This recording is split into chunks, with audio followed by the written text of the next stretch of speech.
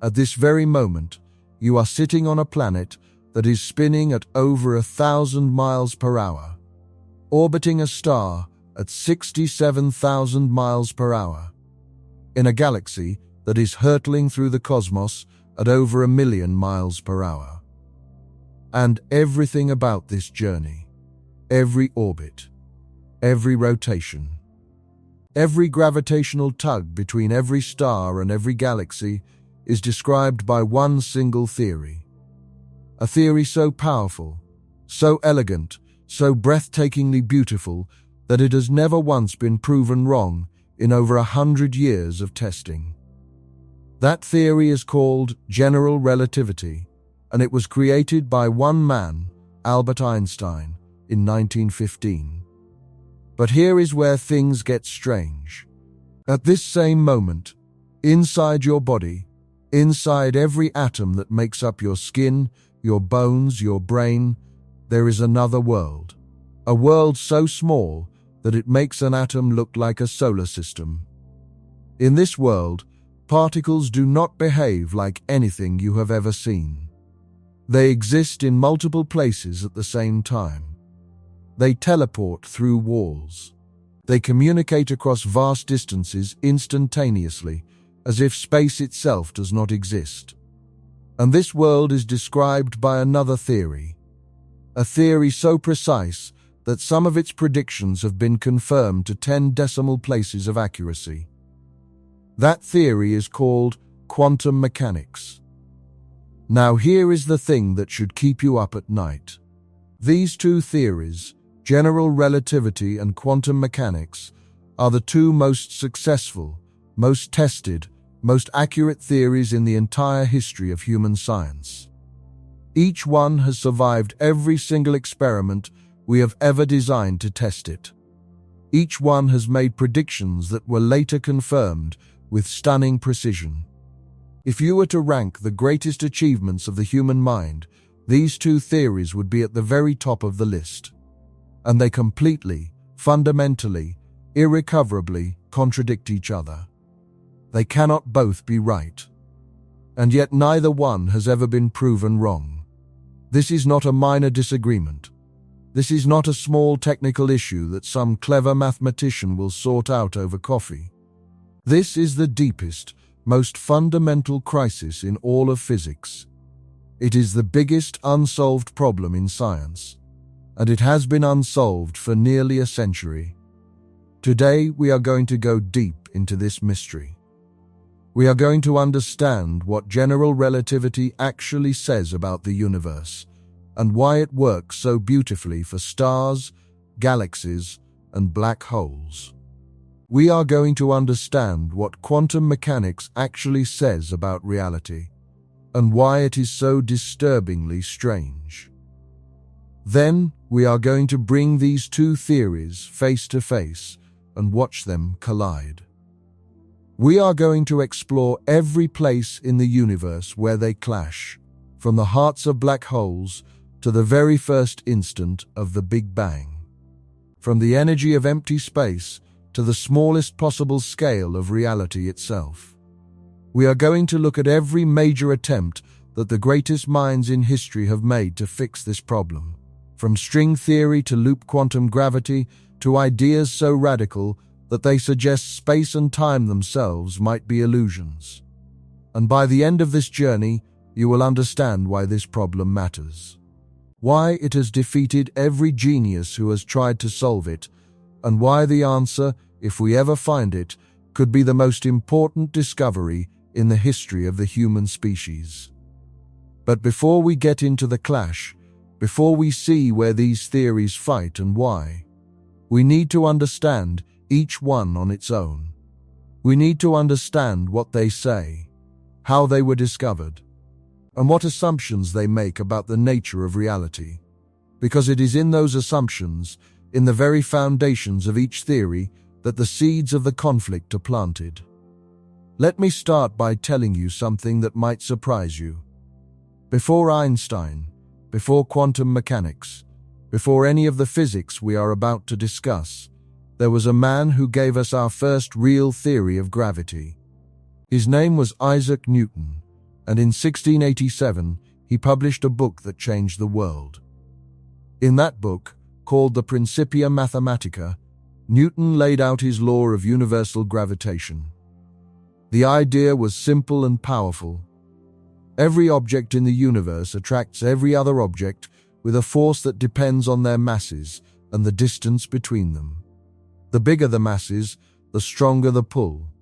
The greater the distance, the weaker the pull. That is it. With this one simple law, Newton could explain why apples fall from trees, why the moon orbits the earth, why the planets orbit the sun, and why the tides rise and fall. And it worked. For over 200 years, Newton's law of gravity was the undisputed king of physics. It predicted the orbits of planets with extraordinary accuracy. It predicted the existence of the planet Neptune before anyone had ever seen it, simply from the gravitational wobble it caused on Uranus. It sent cannonballs along the right paths and kept bridges standing and allowed engineers to build the machines of the Industrial Revolution. Newton's gravity was, by any measure, a spectacular success. But Newton himself knew that something was wrong. Not wrong with the predictions, because the predictions were excellent. Wrong with the explanation. You see, Newton's law told you how to calculate the gravitational force between two objects, but it never told you how that force actually works. How does the Earth know the Sun is there? How does the gravitational influence of the Sun reach across 93 million miles of empty space to pull on the Earth? Newton had no answer to this question, and he was deeply bothered by it. He wrote, and I want you to hear this, that one body may act upon another at a distance through a vacuum without the mediation of anything else, by and through which their action and force may be conveyed from one to another, is to me so great an absurdity that I believe no man who has in philosophical matters a competent faculty of thinking can ever fall into it. Newton was saying, in essence, that the idea of gravity acting instantly across empty space was absurd. But his equations worked, so everyone used them. And for 2 centuries, nobody could do better. There was another problem too, a problem that most people did not notice at the time.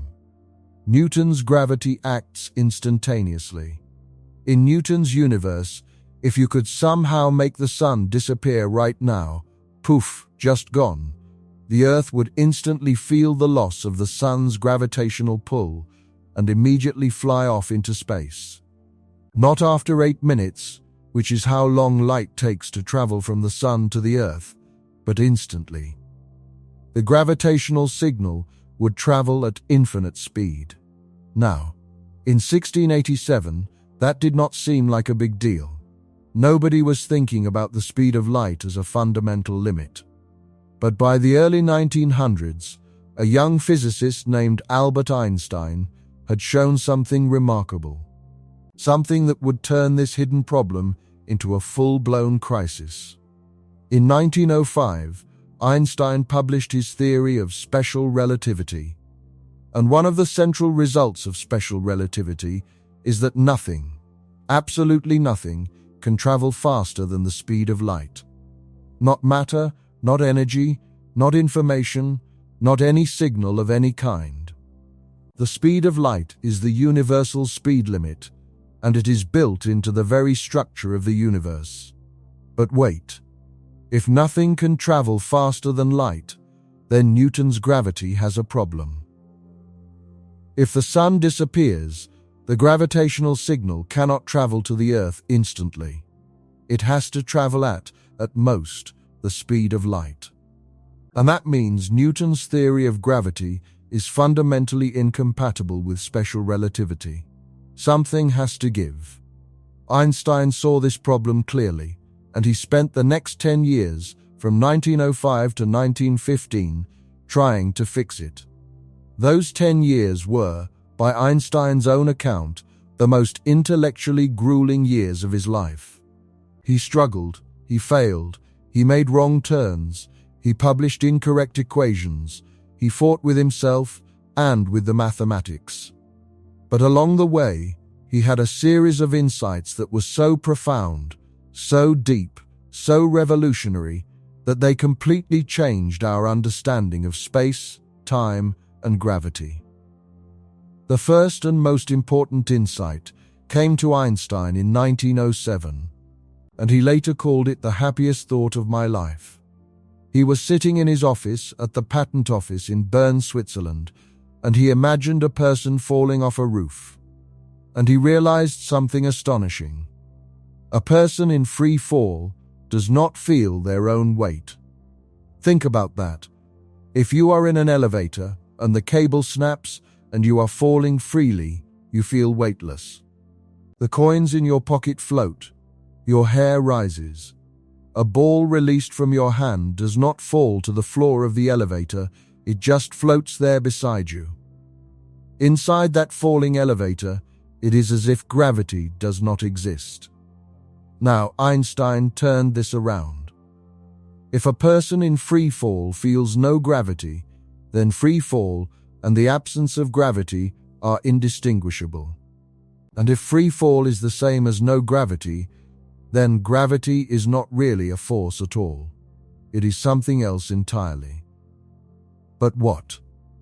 Here is where Einstein made his most radical leap. If a person in free fall cannot tell the difference between falling in a gravitational field and floating in empty space, and if a person standing on the surface of the Earth cannot tell the difference between being held up against Earth's gravity and being inside a rocket ship, accelerating at the same rate in deep space, then gravity and acceleration are the same thing.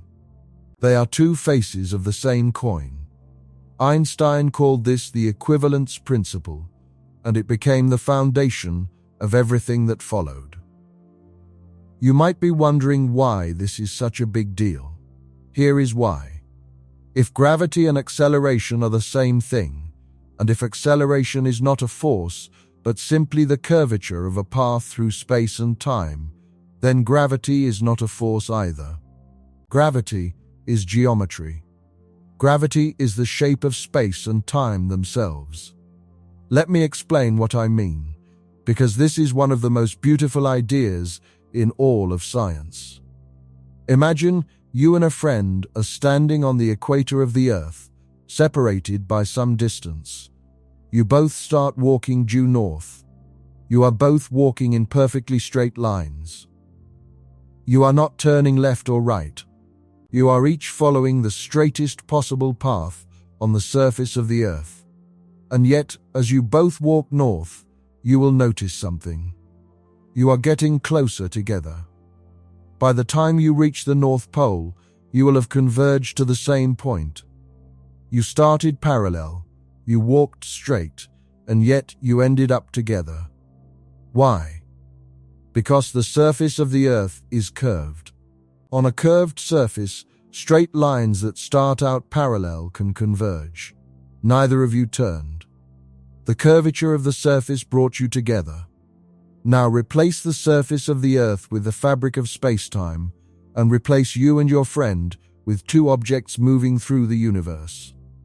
Replace the curvature of the Earth's surface with the curvature caused by mass and energy. And what you get is Einstein's theory of gravity. Objects do not get pulled toward the Earth by a mysterious force. Instead, mass curves the fabric of spacetime around it, and objects simply follow the straightest possible path through that curved spacetime. The straightest possible path through curved spacetime near a massive object happens to curve toward that object. That curve is what we experience as gravity. The Earth does not pull the apple down. The Earth warps the spacetime around it, and the apple follows the natural curve of that warped spacetime. The Moon does not feel a force pulling it toward the Earth. The Earth's mass has curved the spacetime around it, and the Moon is following the straightest possible path through that curved spacetime, which happens to be an orbit. There is no force. There is only geometry. This is general relativity. And it is, in my humble opinion, the most beautiful and profound theory ever created by the human mind. Einstein wrote down his theory in a set of equations called the Einstein field equations, and they are deceptively simple to state in words, even though the mathematics behind them is extraordinarily complex. The equations say this: the curvature of spacetime is determined by the distribution of mass and energy within it. Or, as the physicist John Wheeler famously put it, spacetime tells matter how to move. Matter tells spacetime how to curve. That is the whole theory. 2 sentences. And from those 2 sentences, you can derive everything from the orbits of planets to the expansion of the universe, to the existence of black holes, to the bending of light, to gravitational waves, to the Big Bang itself. Now I want to take a moment to appreciate just how wildly successful this theory has been, because understanding its track record is essential to understanding why the clash with quantum mechanics is such a big deal. The first great test of general relativity came in 1919, just 4 years after Einstein published his theory. Einstein had predicted that the gravity of the sun should bend the path of light from distant stars. If you could observe stars whose light passes close to the sun, their positions should appear slightly shifted compared to where they normally appear, because the sun's gravity curves the space-time through which their light travels. The problem is that you normally cannot see stars near the sun, because the sun's light is too bright. But during a total solar eclipse, the sun's disk is blocked by the moon, and stars near the sun become visible. So the British astronomer Arthur Eddington organized 2 expeditions to observe the total solar eclipse of May 29, 1919. One to the island of Principe off the west coast of Africa, and one to Sobral in Brazil. The results confirmed Einstein's prediction. The light from distant stars was indeed bent by exactly the amount Einstein had calculated. When the results were announced in November 1919, it made front-page news around the world.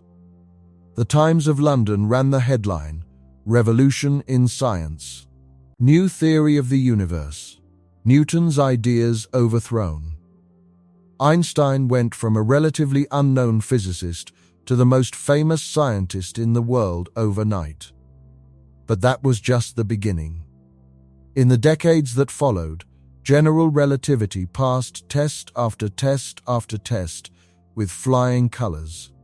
It predicted that time passes more slowly in stronger gravitational fields. This is called gravitational time dilation, and it has been confirmed with extraordinary precision. A clock on the surface of the Earth runs slightly slower than a clock on a satellite in orbit, because the surface of the Earth is deeper in Earth's gravitational well. This is not science fiction. This is a real, measurable effect. Your GPS satellites have to account for this difference. The clocks on GPS satellites run faster than clocks on the ground by about 38 microseconds per day. If we did not correct for general relativity, your GPS location would drift by about 10 kilometers every single day. Every time you use GPS, you are relying on Einstein's theory of curved spacetime. General relativity predicted the existence of gravitational waves, ripples in the fabric of spacetime itself, caused by massive objects accelerating. Einstein predicted these in 1916, but he thought they were so faint that they would never be detected. He was wrong about that, thankfully. On September 14, 2015, almost exactly 100 years after Einstein's prediction, the Laser Interferometer Gravitational Wave Observatory, known as LIGO, detected gravitational waves for the first time. The signal came from 2 black holes, each about 30 times the mass of our Sun, spiraling around each other and then merging into a single black hole, 1.3 billion light-years away. The collision was so violent that it radiated more energy in a fraction of a second than all the stars in the observable universe combined. And the gravitational waves from that collision, after traveling for 1.3 billion years, stretched and compressed the 4-kilometer arms of the LIGO detector by a distance of about 1,000th the diameter of a proton. And we measured it. We actually measured it. The signal matched Einstein's predictions exactly. General Relativity predicted the existence of black holes, regions of spacetime where the curvature becomes so extreme that nothing, not even light, can escape. For decades, black holes were considered a mathematical curiosity, something the equations allowed but that might not actually exist in nature. That debate is over. We have now detected dozens of black holes through gravitational waves. We have observed stars orbiting an invisible massive object at the center of our Milky Way galaxy, an object 4 million times the mass of our Sun, which we now know is a black hole called Sagittarius A star. And in 2019, the Event Horizon Telescope produced the first direct image of a black hole, the supermassive black hole at the center of the galaxy M87. And it looked exactly like what General Relativity predicted. General Relativity predicted that the universe itself is not static, but dynamic. It can expand or contract. When Einstein first realized this, he did not believe it. He thought the universe must be static, eternal, and unchanging, so he added a fudge factor to his equations, a term called the cosmological constant, to keep the universe from expanding. Then, in 1929, Edwin Hubble discovered that distant galaxies are all moving away from us, and the farther away they are, the faster they are receding. The universe is expanding. Einstein called the cosmological constant the biggest blunder of my life and removed it. Ironically, as we will discuss later, the cosmological constant came back with a vengeance and is now at the center of one of the deepest problems in physics. So here is the scorecard for general relativity. Bending of light, confirmed. Gravitational time dilation, confirmed. Gravitational waves, confirmed. Black holes, confirmed. Expansion of the universe, confirmed. The orbit of Mercury, which Newton's gravity got slightly wrong, confirmed to extraordinary precision by general relativity. Frame dragging. The idea that a spinning massive object drags space-time around with it like honey dragged by a spinning spoon, confirmed by the Gravity Probe B satellite. Every single prediction of general relativity has been confirmed. Not one has been proven wrong. In over 100 years of testing, the theory has a perfect record. And yet, there is something lurking beneath this perfect record. Something troubling. Something that Einstein himself noticed but could never fix. To understand what it is, we need to look at the assumptions that general relativity makes about the nature of reality. General relativity treats space-time as a smooth, continuous fabric. You can zoom in on space-time as much as you want, and it stays smooth. There are no gaps, no jumps, no discrete chunks. Space-time is like a perfectly smooth sheet that can be bent and stretched and warped, but it is always smooth. This is a mathematical assumption called continuity, and it is built into the very foundations of the theory. General relativity is also deterministic. This means that if you know the exact state of the universe at one moment, you can, in principle, calculate the exact state of the universe at any future or past moment. There is no randomness, no probability, no uncertainty. The future is entirely determined by the present. And general relativity treats spacetime as a dynamic entity. Spacetime is not just the stage on which physics happens. It is an active participant. It bends, it curves, it responds to matter and energy. Spacetime is the main character in general relativity, not just the background. Remember these assumptions: smooth, continuous spacetime. Determinism, a dynamic, participatory fabric of reality. These are the pillars of general relativity. And every single one of them is going to come under attack from the other side. Now, let us cross the divide and enter a completely different world. A world so strange, so counterintuitive, so fundamentally bizarre that some of the greatest physicists who helped create it refused to believe it was true. Let us talk about quantum mechanics. The story of quantum mechanics begins at the very end of the 1800s, at a time when most physicists believed that the fundamental laws of nature were essentially understood.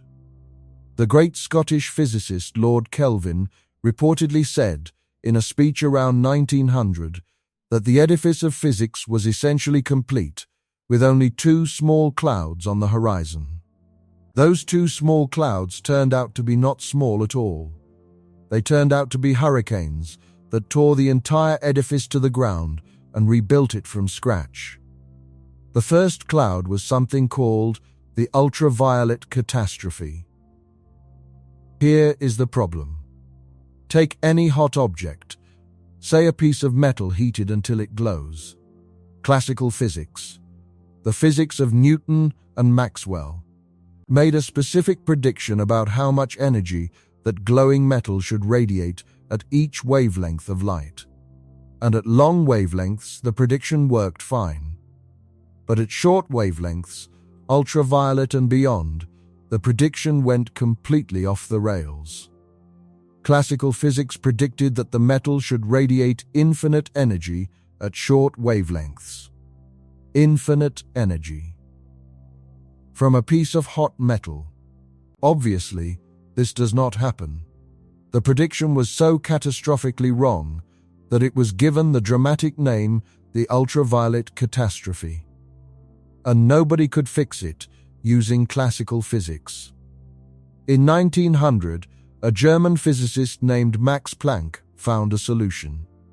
But it was a solution so strange, so unprecedented, that even Planck himself did not fully believe it. Planck proposed that energy is not continuous. Energy does not flow in a smooth, unbroken stream. Instead, energy comes in tiny, discrete packets, which Planck called quanta. Each quantum of energy has a size determined by the frequency of the radiation and a new fundamental constant, which we now call Planck's constant. By making this one simple assumption that energy is quantized, Planck was able to perfectly match the observed radiation spectrum of hot objects. The ultraviolet catastrophe was resolved. But at a cost that nobody fully appreciated at the time. Because if energy really comes in discrete packets, then the smooth, continuous world of classical physics is not the whole story. There is a graininess to reality at the smallest scales, and that graininess would eventually overturn everything we thought we knew.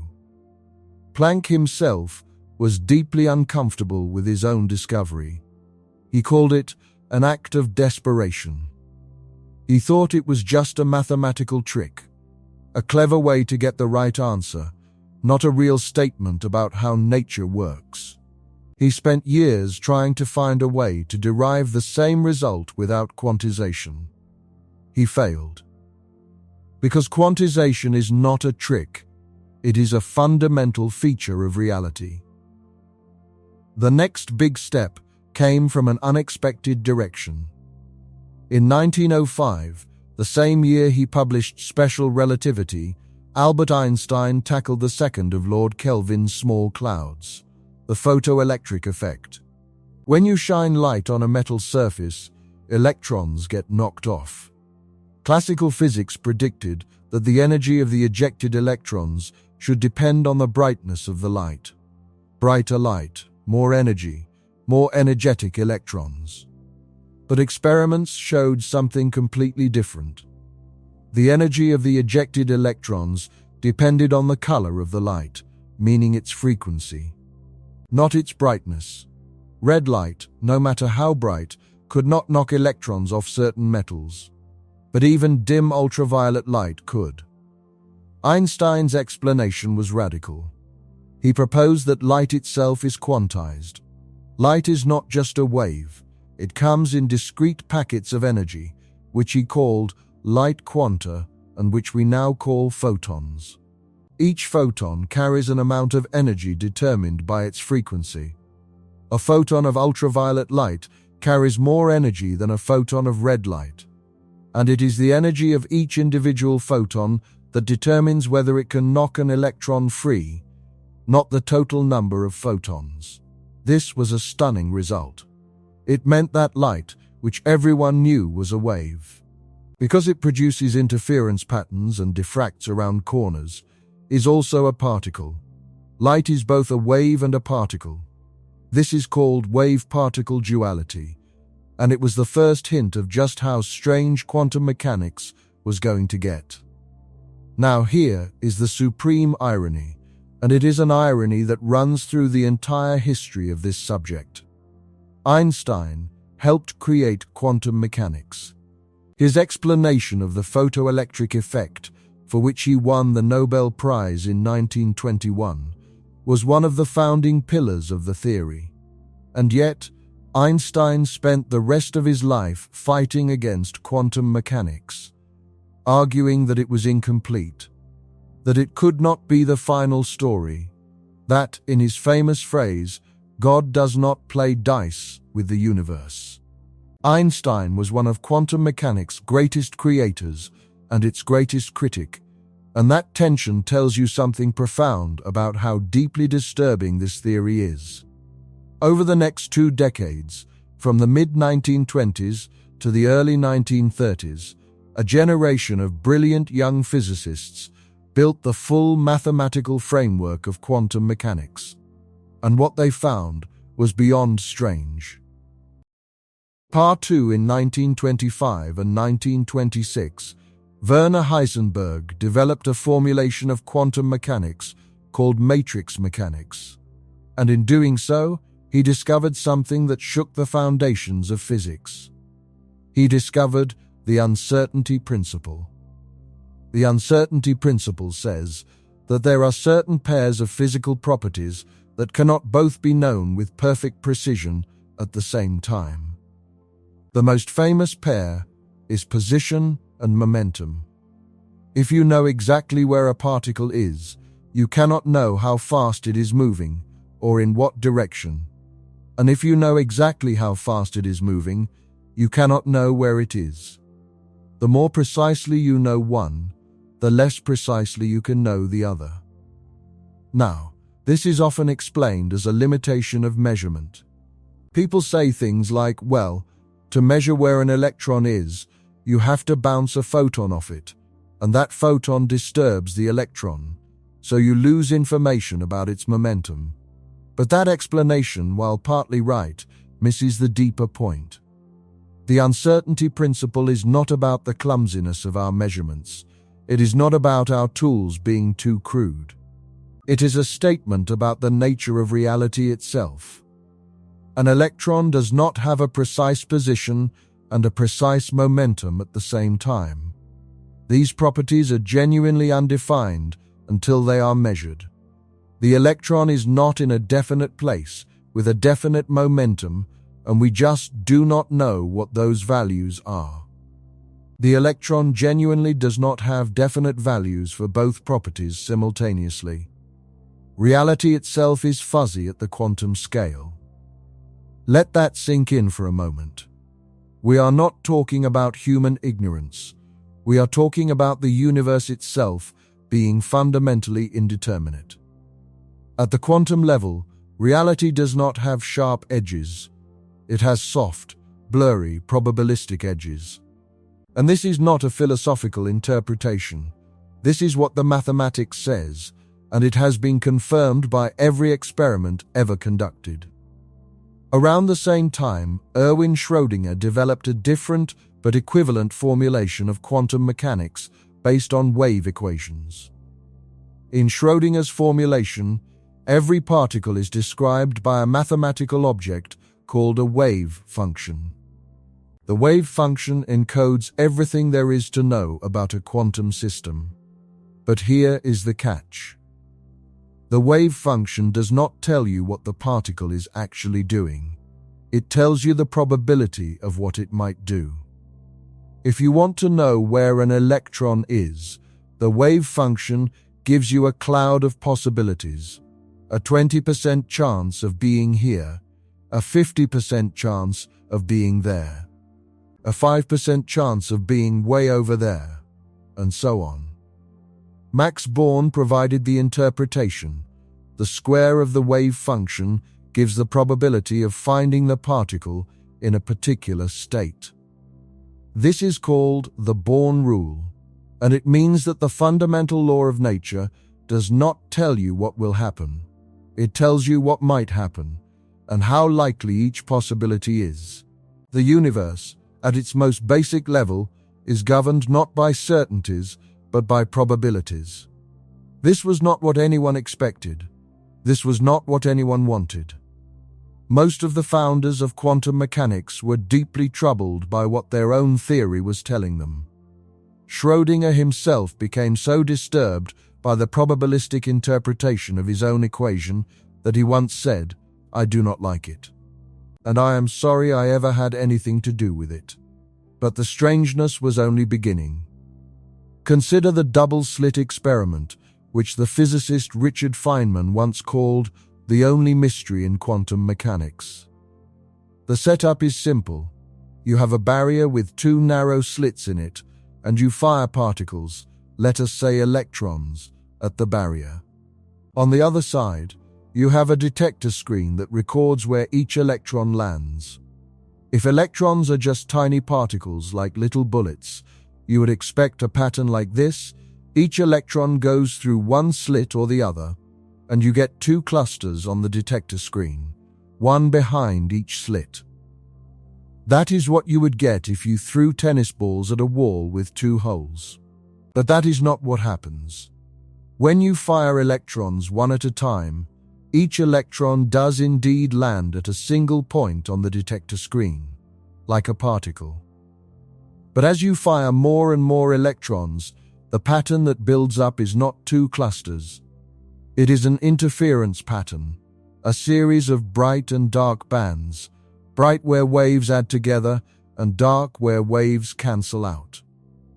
This is the pattern you get when waves pass through two slits and interfere with each other.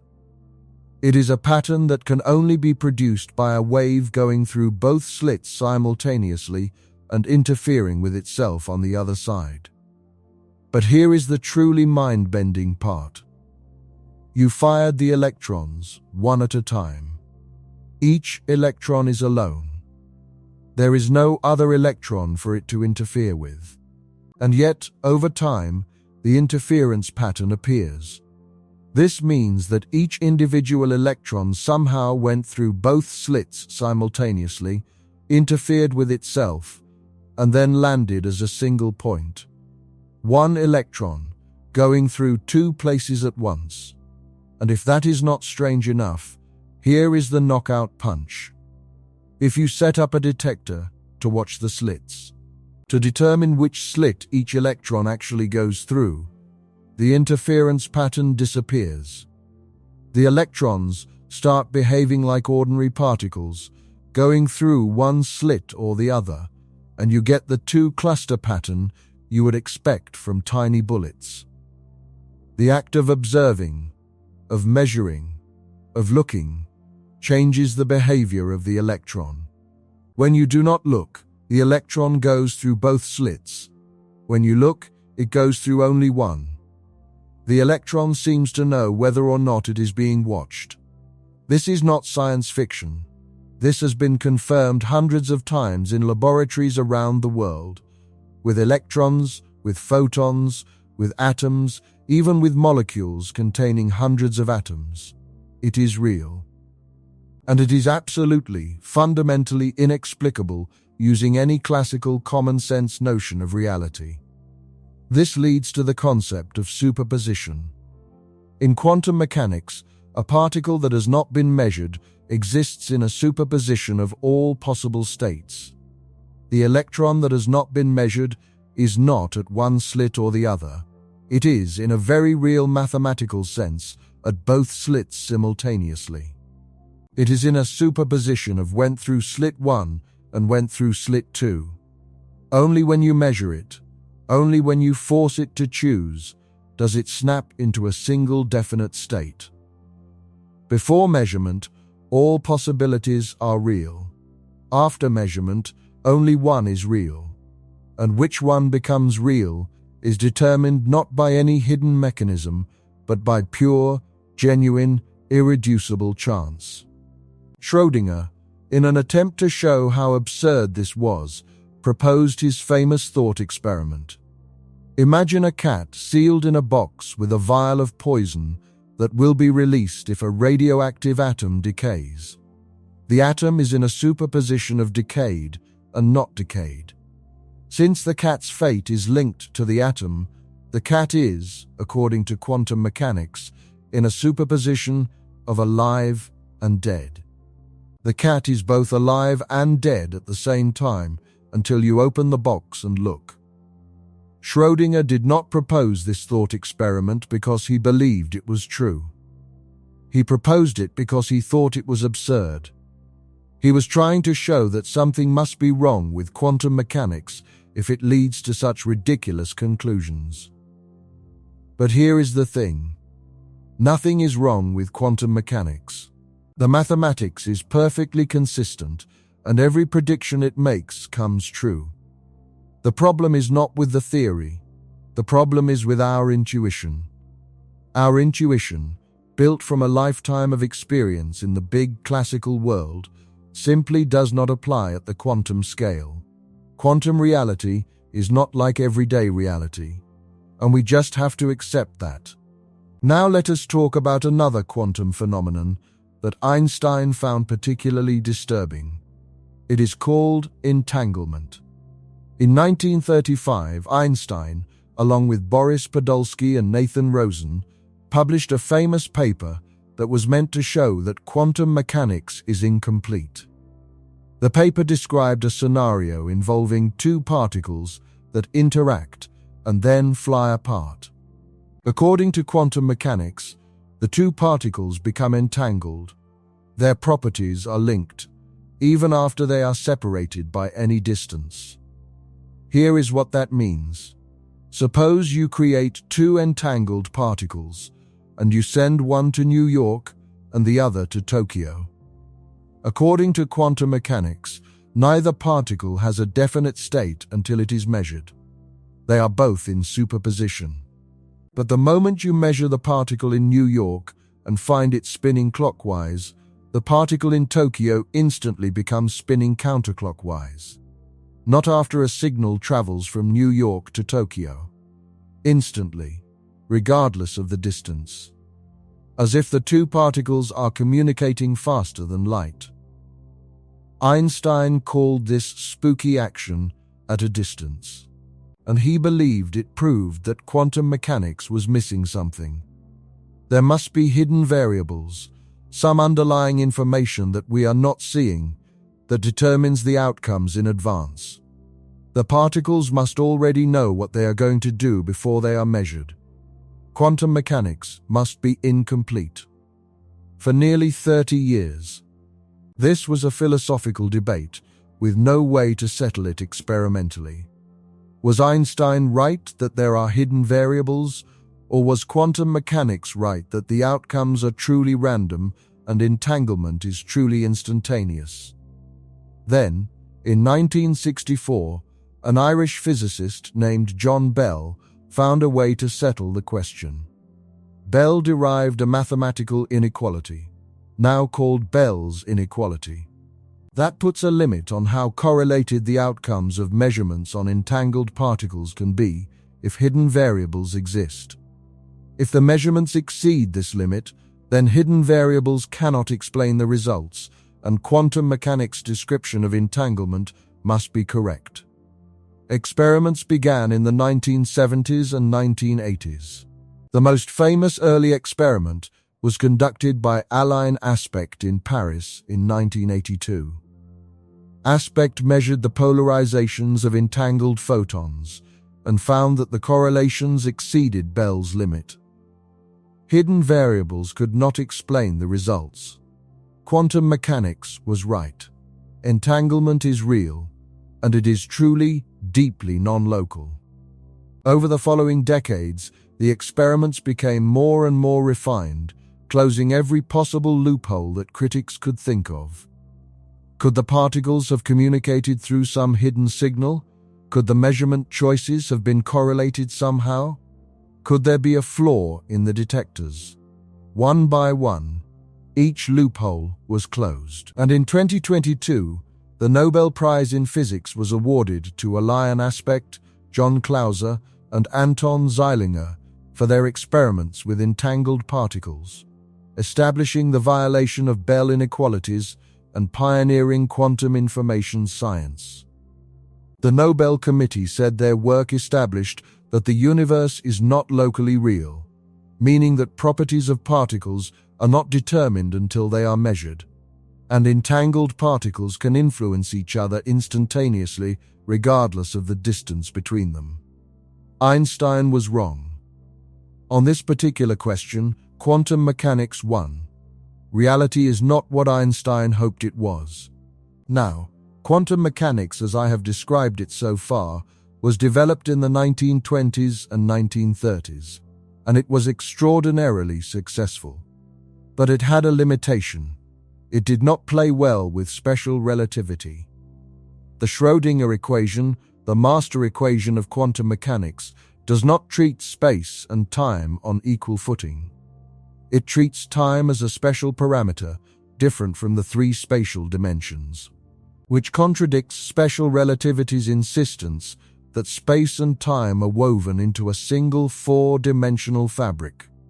Over the course of the 1930s, 1940s, and 1950s, physicists developed a more sophisticated version of quantum mechanics that was fully consistent with special relativity. This upgraded version is called quantum field theory, and it is, in a very real sense, the most accurate and successful theory ever created by the human mind. In quantum field theory, the fundamental building blocks of the universe are not particles, they are fields. Imagine a field as an invisible entity that fills all of space, like a vast, invisible ocean. There is an electron field that fills the entire universe. There is a photon field. There is a quark field. There is a field for every type of particle. And what we call particles are actually tiny ripples, tiny excitations, tiny vibrations in these underlying fields. An electron is not a tiny ball. It is a vibration in the electron field. A photon is a vibration in the electromagnetic field. A quark is a vibration in the quark field. When you see light, you are seeing vibrations in the electromagnetic field. When you feel the solidity of a table, you are feeling the interactions between vibrations in the electron field and the quark field. Every particle you have ever heard of, every electron, every photon, every quark, every neutrino, is a vibration in its respective quantum field. Using this framework, physicists built the standard model of particle physics, which describes three of the four fundamental forces of nature. The electromagnetic force, which holds atoms together and makes light. The weak nuclear force, which is responsible for certain types of radioactive decay. And the strong nuclear force, which holds the nuclei of atoms together.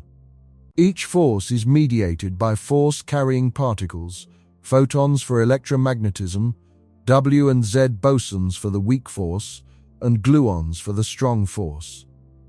The Standard Model organizes 17 fundamental particles into a beautiful coherent framework. 6 quarks, 6 leptons, 4 force carriers, and the Higgs boson, which gives mass to the other particles. And the predictions of this model are staggeringly accurate. The magnetic moment of the electron, for example, has been calculated using quantum field theory to a precision of more than 10 decimal places, and it agrees with the experimentally measured value to all 10 of those decimal places. That is like predicting the distance from London to New York and getting it right to within a fraction of the width of a human hair. The Higgs boson was predicted in 1964 by Peter Higgs and several other physicists, and it was finally discovered in 2012 at the Large Hadron Collider at CERN, almost 50 years after it was predicted. The discovery confirmed the last missing piece of the Standard Model and earned Peter Higgs and François Inglet the Nobel Prize in 2013. By any objective measure, the Standard Model is the most successful scientific theory in history. Its predictions have been confirmed to extraordinary precision over and over again for decades. Along with general relativity, it represents the pinnacle of human understanding of the physical universe. But here is the thing you need to notice. Here is the critical point that sets the stage for everything that follows. The Standard Model and quantum field theory in general are built on a particular assumption about spacetime. They assume that spacetime is a fixed, flat, unchanging stage. Particles move through spacetime, fields vibrate in spacetime, forces act across spacetime, but spacetime itself just sits there, passive and unresponsive. It is the theater, not the play. In quantum field theory, spacetime does not bend, does not curve, does not respond to matter and energy. It is a rigid, fixed background on which the quantum drama unfolds.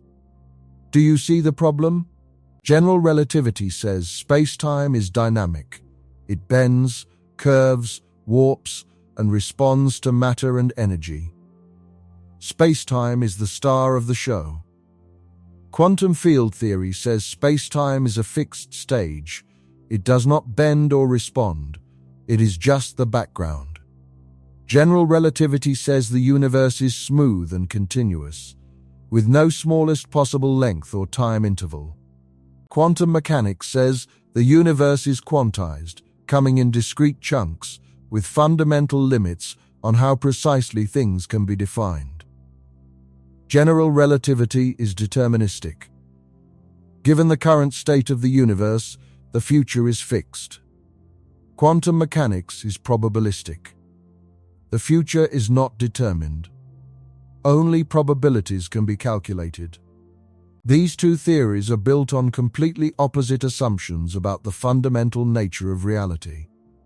They disagree about what spacetime is, about whether the universe is continuous or discrete, about whether the future is determined or random, about whether reality has sharp edges or fuzzy ones.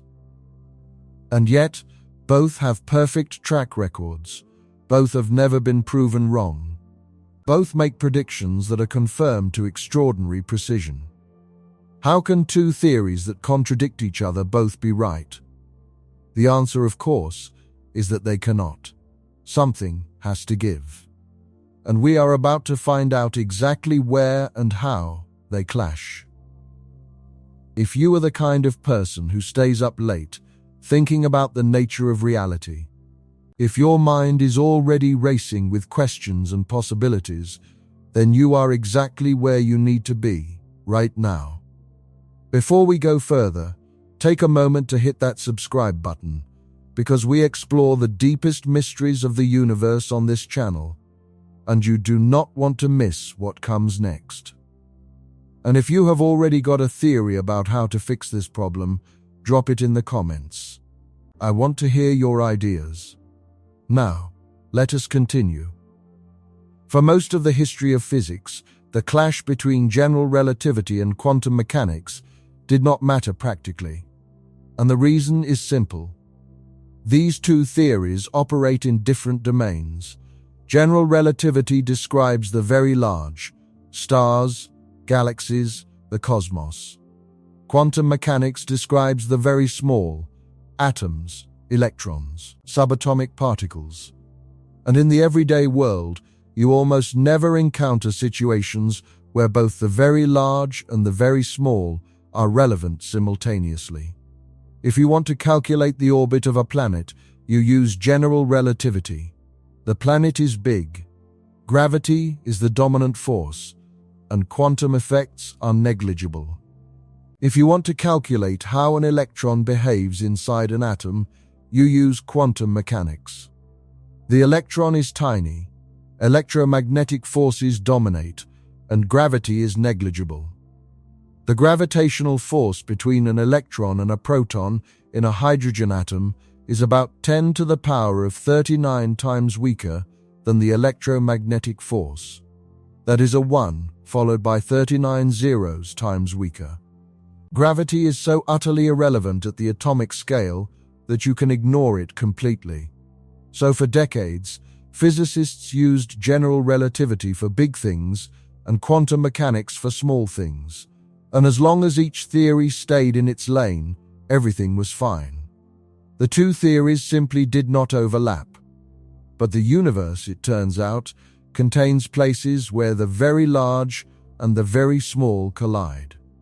Places where you need both theories simultaneously. Places where gravity is so strong and distances are so small that neither theory alone is adequate. And at these places, the two theories do not just disagree. They produce utter nonsense. They spit out infinities, contradictions, and logical impossibilities. These places are the flashpoints of the conflict. They are the battlefields where general relativity and quantum mechanics fight. And the first and most dramatic of these battlefields is the heart of a black hole. Let me take you there.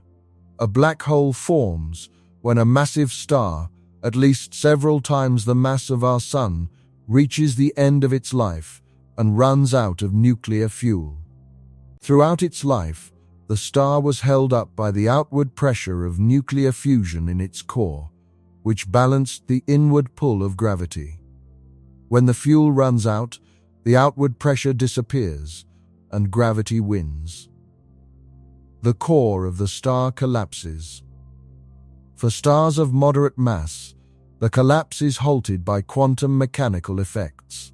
The Pauli exclusion principle, which says that no two identical fermions can occupy the same quantum state, provides a form of pressure that can resist gravity.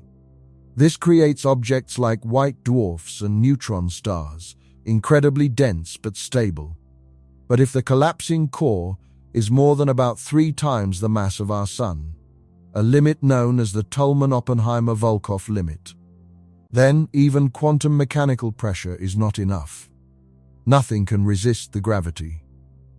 The core collapses completely, without limit, forming a black hole. According to general relativity, the matter at the center of a black hole collapses all the way down to a single point of zero size and infinite density. This point is called a singularity. Let me be clear about what infinite density means. It means that general relativity predicts that a finite amount of mass is compressed into zero volume. Zero volume. Not a very small volume. Actual mathematical zero. And when you divide a finite mass by zero volume, you get infinity. Not a very large number. Infinity, in physics, when your equations produce infinity, it does not mean that something in the real world is actually infinite. It means your theory has broken down. It means you have pushed your theory beyond its domain of validity. Infinity is not an answer.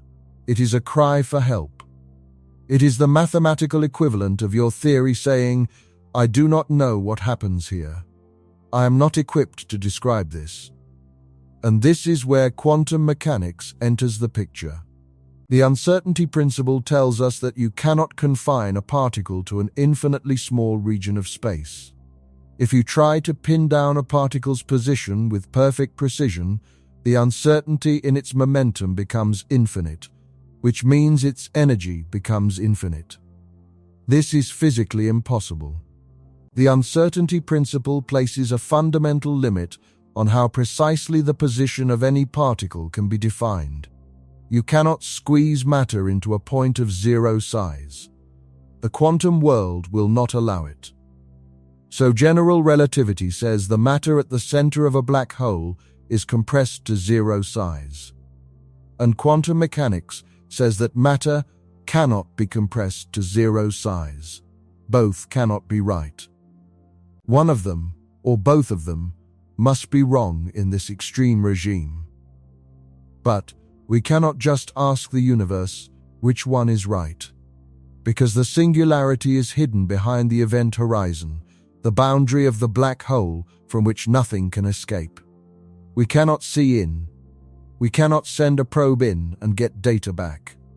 The singularity is, quite literally, hidden from us by the laws of physics.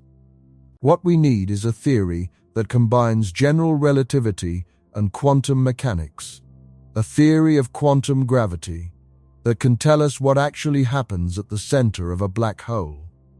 Does the singularity really exist, or does quantum gravity smear it out into something finite and well-behaved? Is there a tiny, ultra-dense but finite core? Does space-time itself break down? Does something entirely new happen?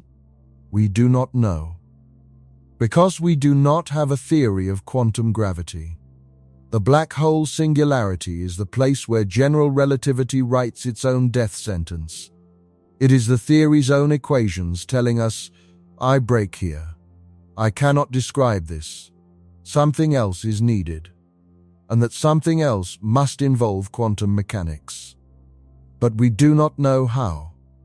Now let us go to the second battlefield, a place even more extreme, even more important, even more fundamental than the heart of a black hole. Let us go to the very beginning of everything. Let us go to the Big Bang. Our universe is expanding. Galaxies are moving apart from each other. Run the clock backward, and everything was closer together. Keep running the clock backward, and everything was closer still.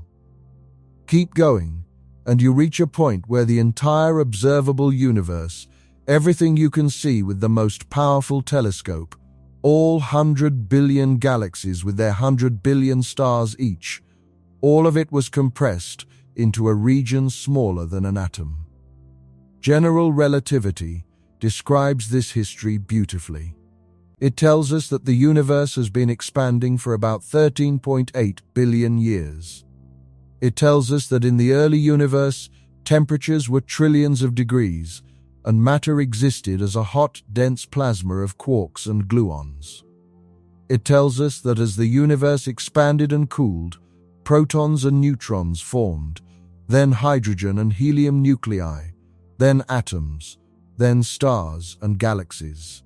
All of this is confirmed by observations, the cosmic microwave background radiation, the abundances of light elements, the distribution of galaxies in the sky. General relativity's description of the history of the universe is one of the great triumphs of science. But if you run the clock all the way back to the very first instant, back to the moment we call equals zero, general relativity predicts another singularity. All the matter and energy in the entire universe compressed to a single point of infinite density, infinite temperature, and infinite curvature of spacetime. Another infinity, another breakdown. And the situation is actually worse than the black hole singularity because of the size scales involved. At the very first moment of the Big Bang, the observable universe was not just small, it was smaller than the Planck length, which is about 1.6 times 10 to the power of negative 35 meters. That is a decimal point followed by 34 zeros and then a 16. It is about 10 to the 20 times smaller than a proton. It is so unimaginably small that all our normal concepts of space and distance lose meaning. At this scale, quantum effects absolutely cannot be ignored. The uncertainty principle is paramount. Quantum fluctuations dominate. Space-time itself, if it even makes sense to use that word, would be wildly fluctuating, seething with quantum energy. And gravity is immensely strong, because all the mass energy of the entire universe is compressed into this unimaginably tiny space. This is a regime where you need both general relativity and quantum mechanics. You need general relativity because gravity is incredibly strong. You need quantum mechanics because the scales are incredibly small. And yet, as we have discussed, these two theories cannot work together. They contradict each other at their foundations. The result is that we literally cannot describe the first moment of the universe. The birth of everything, the origin of space and time themselves, is hidden behind the clash of our two best theories. We can describe the universe from about 10 to the power of negative 43 seconds after the Big Bang onward. That is an incredibly short time. A decimal point, followed by 42 zeros, and then a 1. But that first unimaginably tiny fraction of a second, the era known as the Planck epoch, is completely beyond our reach. The Planck epoch is the time when the universe was smaller than the Planck length, hotter than the Planck temperature, and younger than the Planck time. During the Planck epoch, all four fundamental forces were presumably unified. Quantum gravitational effects dominated, and the very concept of space-time may not have had meaning, and we cannot describe any of it. Our two best theories refuse to cooperate precisely at the most important moment in the history of the universe. The birth of everything is locked behind a door that we do not have the key to open. Think about that. We can trace the history of the universe in exquisite detail from the first fraction of a second after the Big Bang to today, 13.8 billion years later. We can describe the formation of the first atoms, the ignition of the first stars, the birth of galaxies, the creation of the elements, the formation of planets, the emergence of life. But the very first instant, the moment where everything came from, is a mystery. And it will remain a mystery until we find a theory of quantum gravity. Let us now move to the third battlefield, and this one is particularly fascinating because it was discovered by one of the most brilliant physicists of the 20th century, a man whose mind could peer into the heart of a black hole and extract secrets that nobody else could see. His name was Stephen Hawking, and in 1974, he dropped a bombshell on the world of physics that we are still recovering from today. To understand Hawking's discovery, I need to tell you something about the quantum vacuum. In classical physics, a vacuum is empty. It is nothing. It is the absence of everything. But in quantum mechanics, a vacuum is never truly empty. The uncertainty principle prevents it. If you could have a region of space with absolutely zero energy, then you would know both the value of the energy and its rate of change with perfect precision. But the uncertainty principle forbids this. There must always be some minimum amount of uncertainty in the energy, even in empty space. The result is that in quantum field theory, the vacuum is a seething, bubbling, frothing cauldron of activity. Pairs of virtual particles, a particle and its antiparticle, are constantly popping into existence and then annihilating each other, disappearing back into the vacuum. This happens everywhere, all the time, throughout all of space. The vacuum is alive with quantum activity. Now, normally, these virtual particles pop in and out of existence so quickly that they have no lasting effect. They are born and die in unimaginably short times. But Hawking realized that near the event horizon of a black hole, something extraordinary happens. Imagine a virtual particle pair popping into existence just outside the event horizon. Normally, the particle and antiparticle would annihilate each other almost immediately. But near the event horizon, it is possible for one member of the pair to fall into the black hole while the other escapes to infinity.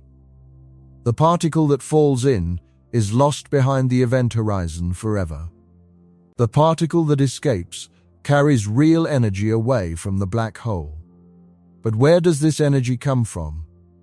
It comes from the black hole itself. The escaping particle carries positive energy away, and by conservation of energy, the black hole must lose an equivalent amount of energy. Since mass and energy are equivalent, the black hole loses a tiny amount of mass. This means that black holes are not perfectly black. They glow. They emit a faint stream of particles, which we now call Hawking radiation. And as they emit this radiation, they slowly lose mass. They shrink.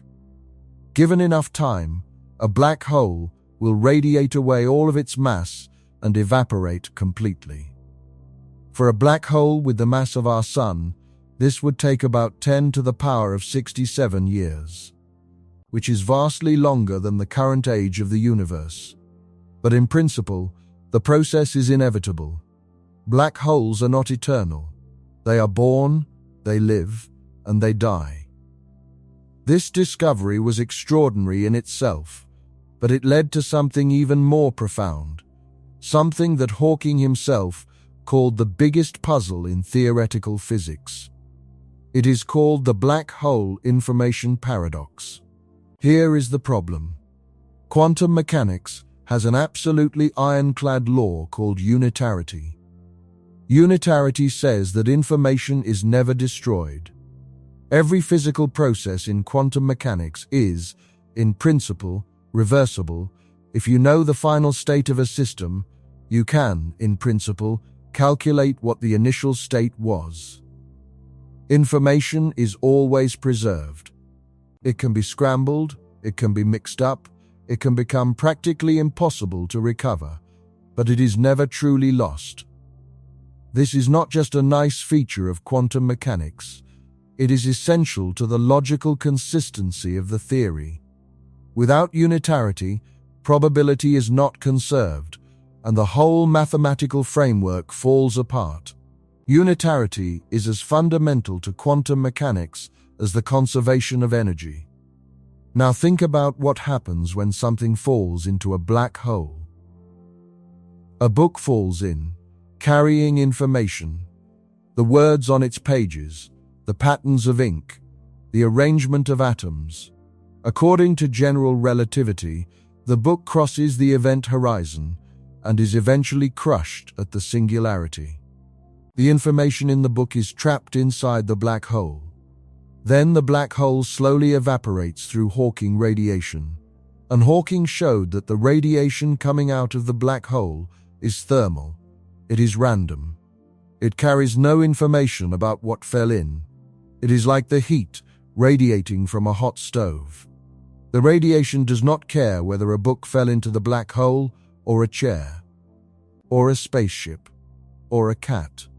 The radiation is the same regardless.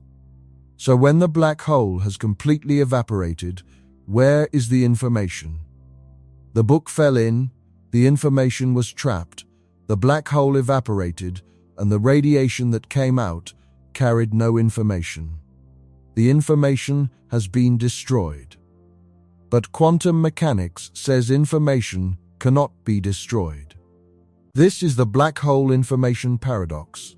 It is a direct, head-on collision between general relativity and quantum mechanics. If information is destroyed, then quantum mechanics is wrong and must be modified. If information is not destroyed, then general relativity is wrong about what happens at the event horizon, or about the nature of the singularity, or about something. Or, most likely, Both theories are incomplete, and the resolution lies in a theory of quantum gravity that we do not yet possess. This paradox has consumed the careers of hundreds of physicists for decades. Hawking himself initially argued that information is truly destroyed, that quantum mechanics must be modified. This put him in direct conflict with most of the particle physics community, who believed that unitarity is sacred and must be preserved. In 1997, Hawking made a famous bet with the theoretical physicist John Preskill, wagering that information is destroyed by black holes. Hawking lost the bet, or rather, he conceded it.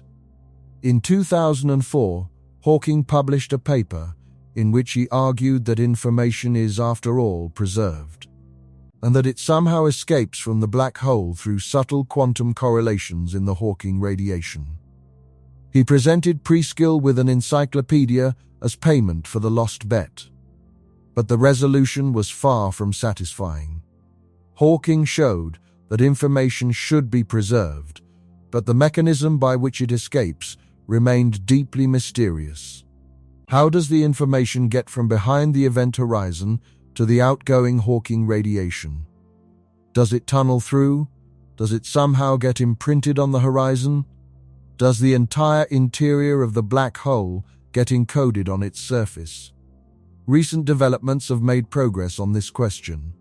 In 2019 and 2020, a series of groundbreaking calculations showed that the entropy of Hawking radiation follows a curve called the Page curve, named after the physicist Don Page, which is exactly what you would expect if information is preserved.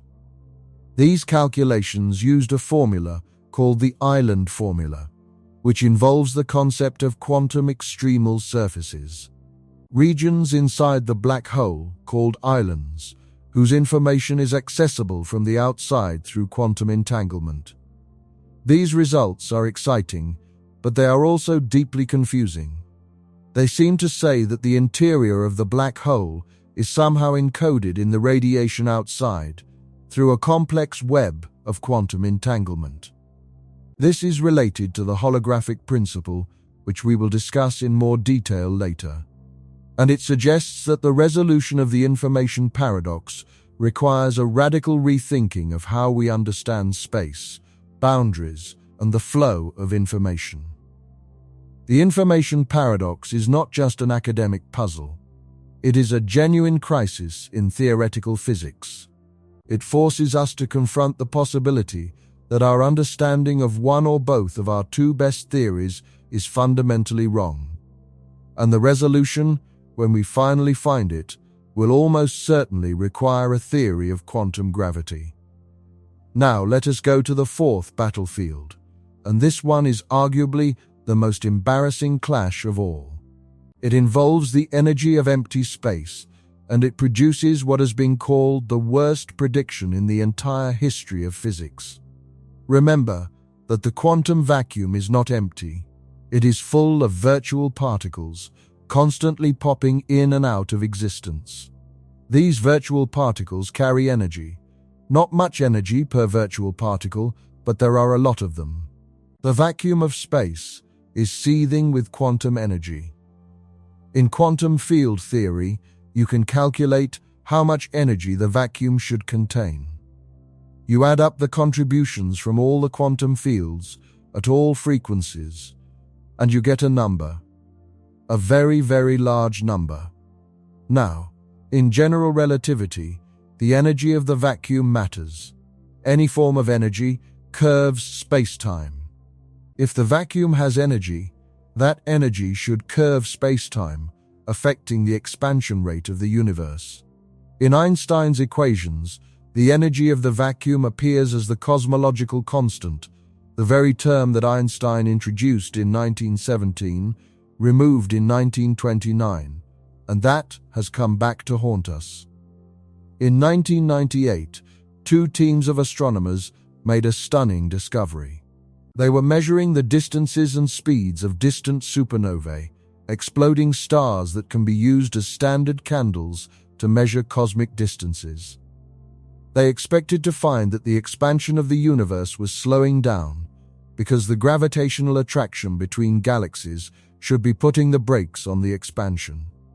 Instead, they found the opposite. The expansion of the universe is speeding up.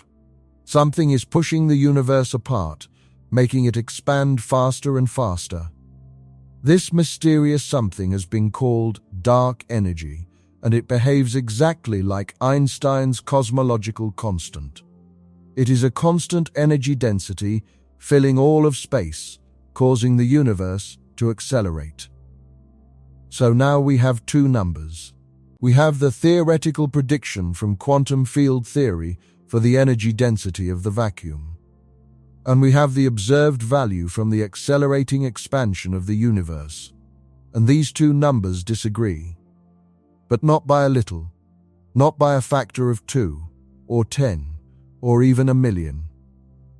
They disagree by a factor of about 10 to the power of 120. That is a 1 followed by 120 zeros. Let me try to convey how absurd this discrepancy is. If you were wrong by a factor of 10 to the 120, and you tried to predict the width of the observable universe, which is about 93 billion light-years across, your prediction would be off by a factor that would make the observable universe look like a rounding error. The theoretically predicted vacuum energy is so much larger than the observed value that it is not just wrong, it is wrong by more orders of magnitude than there are atoms in the observable universe. This is called the cosmological constant problem, and it is a direct result of trying to combine quantum field theory with general relativity. Quantum field theory tells you the vacuum has enormous energy. General relativity tells you that energy should curve spacetime enormously. But observation tells you the curvature is tiny. Something is catastrophically wrong. The Nobel laureate Steven Weinberg once called this problem the bone in our throat. It is not just an embarrassment. It is a sign that our understanding of the vacuum, of space-time, of the relationship between quantum fields and gravity is deeply, profoundly wrong. And until we have a theory that consistently unifies quantum mechanics and gravity, we will not be able to fix it.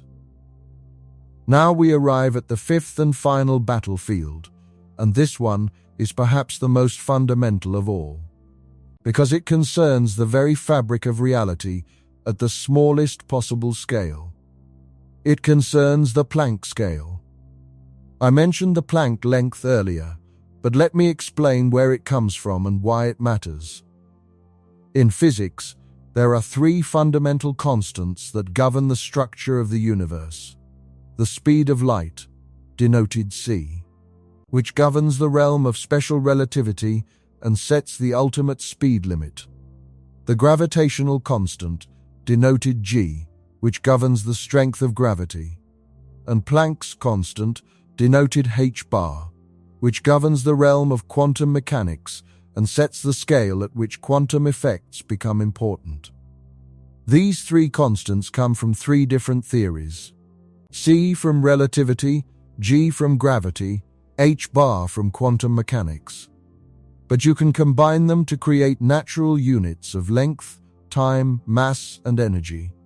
These are called Planck units, and they represent the scale at which all three theories, relativity, gravity, and quantum mechanics, are simultaneously important. The Planck length is about 1.6 times 10 to the negative 35 meters. To put this in perspective, a proton is about 10 to the negative 15 meters across. The Planck length is about 10 to the 20 times smaller than a proton. That is 100 billion times smaller than a proton. If you were to blow up an atom to the size of the observable universe, the Planck length would be about the size of a tree. The Planck time is about 4 times 10 to the negative 44 seconds. This is the time it takes light to travel one Planck length. It is the shortest meaningful interval of time, according to our current theories. The Planck mass is about 2.2 times 10 to the negative 8 kilograms, or about 22 micrograms. This might not sound like much, but for a subatomic particle, it is enormous. The Planck mass is about 10 to the 19 times larger than the mass of a proton. The Planck energy is the energy equivalent of the Planck mass, using E equals m squared, and it is about 10 to the 19 giga-electron volts. The Large Hadron Collider at CERN, the most powerful particle accelerator ever built, reaches energies of about 10 to the 4 giga-electron volts. The Planck energy is about a quadrillion times higher. At the Planck scale, quantum effects and gravitational effects are of equal strength. Neither can be ignored. This is the scale where you absolutely must use both quantum mechanics and general relativity simultaneously. And this is the scale where both theories break down. General relativity says that space-time at the Planck scale should be smooth and featureless, just like space-time at any other scale. Remember, general relativity assumes that space-time is a smooth, continuous fabric at all scales. Quantum mechanics says the opposite. The uncertainty principle requires that at the Planck scale. The energy fluctuations in the vacuum are so enormous that space-time itself should be wildly distorted. The physicist John Wheeler coined the term quantum foam to describe what space-time might look like at this scale. Instead of a smooth fabric, space-time would be a seething, bubbling, frothing mess, with tiny wormholes and black holes and topological distortions popping in and out of existence on a timescale of the Planck time.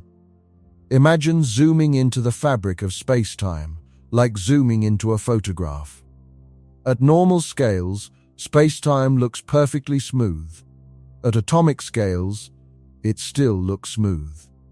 But if you could zoom in 10 to the 20 times smaller than a proton, past every structure we have ever observed, down to the Planck scale, the smoothness would give way to chaos.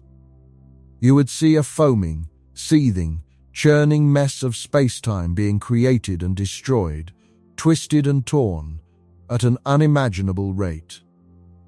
The very concepts of here and there, of now and then, would cease to have meaning. Space and time themselves would dissolve into quantum chaos. Or would they? We honestly do not know.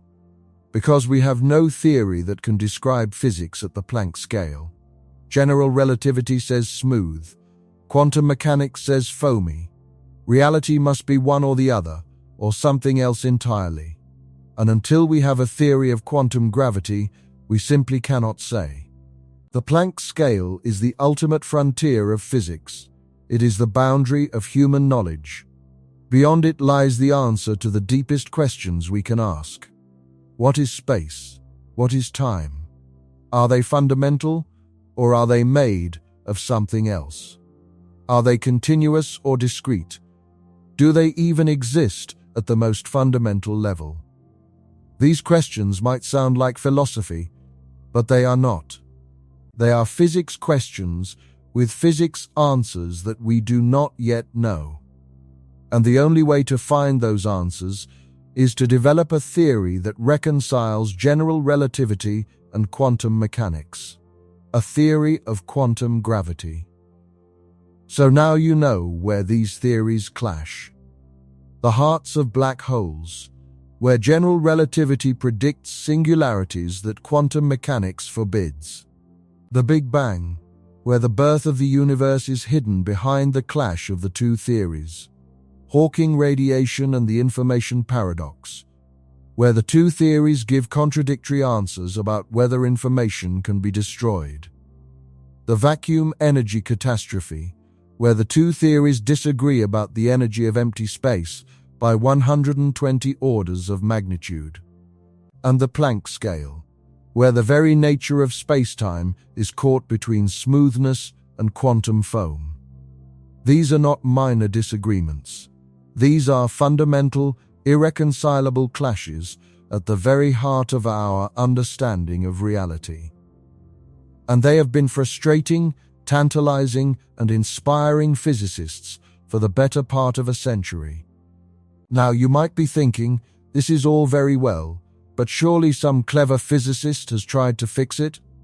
Surely someone has tried to combine these theories? And the answer is yes. Many people have tried. Many brilliant, dedicated, creative people have spent their entire careers trying to build a theory of quantum gravity, and their efforts have produced some of the most beautiful, profound, and mind-bending ideas in the history of thought. But none of them has succeeded. Not completely. Not yet. To understand why the problem is so hard, we need to dig into the technical reasons why these theories resist combination.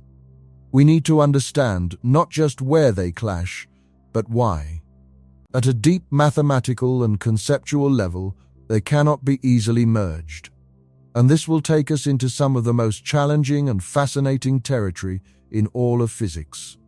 The most natural approach, the first thing any physicist would try, is to treat gravity the same way we treat the other three fundamental forces. In the standard model, each force is mediated by a force-carrying particle. Electromagnetism is mediated by photons. The strong nuclear force is mediated by gluons. The weak nuclear force is mediated by W and Z bosons. Each of these force-carrying particles is a quantum of its respective field, and the whole framework is described by quantum field theory. So the obvious approach is to do the same thing for gravity. If gravity is mediated by a force-carrying particle, that particle would be called the graviton. The graviton would be a massless, spin-2 particle, the quantum of the gravitational field. You would write down a quantum field theory for gravitons propagating through a flat spacetime background, calculate how they interact, and you would have quantum gravity. This sounds reasonable. This sounds like it should work. After all, it worked brilliantly for the other three forces. What could go wrong? Everything. Everything could go wrong. And everything does. The problem is something called renormalization, and to understand it, I need to tell you about a strange feature of quantum field theory. When you calculate the probability of a quantum event, say two electrons scattering off each other by exchanging a photon, you do not just calculate one simple diagram. You calculate an infinite series of increasingly complex diagrams, each involving more virtual particles, more loops, more interactions. Each diagram represents a contribution to the total probability, and you add them all up to get the final answer. The problem is that many of these more complex diagrams produce infinities. When you calculate the contribution of a diagram with a loop of virtual particles, the result is often infinite. Not very large. Infinite. Now, in quantum electrodynamics, the quantum field theory of electromagnetism, a group of brilliant physicists including Richard Feynman, Julian Schwinger, and Shinichiro Tomonaga figured out a way to handle these infinities. The technique is called renormalization. The idea, very roughly, is that the infinities can be absorbed into the definitions of physical quantities like mass and charge. You redefine these quantities to include the infinite corrections, and the infinities cancel out, leaving you with finite, meaningful predictions. It is a bit like balancing a checkbook where some of the entries are infinite, but the infinite debits and credits cancel each other, leaving a finite balance. Renormalization sounds like a cheat, and many physicists were uncomfortable with it. Feynman himself called it a shell game and hocus pocus. But it works. It produces predictions that agree with experiment to extraordinary precision, and it can be put on a rigorous mathematical footing. The theories that can be renormalized, the theories where the infinities can be tamed, are called renormalizable theories. And all three of the forces in the standard model are described by renormalizable theories. But when you try the same approach with gravity, disaster strikes. The gravitational coupling constant, Newton's constant g, has different dimensions from the coupling constants of the other forces. The fine structure constant of electromagnetism is dimensionless, meaning it is a pure number with no units. But Newton's constant has dimensions of length squared divided by mass and time squared. This might seem like a minor technical detail, but it has devastating consequences.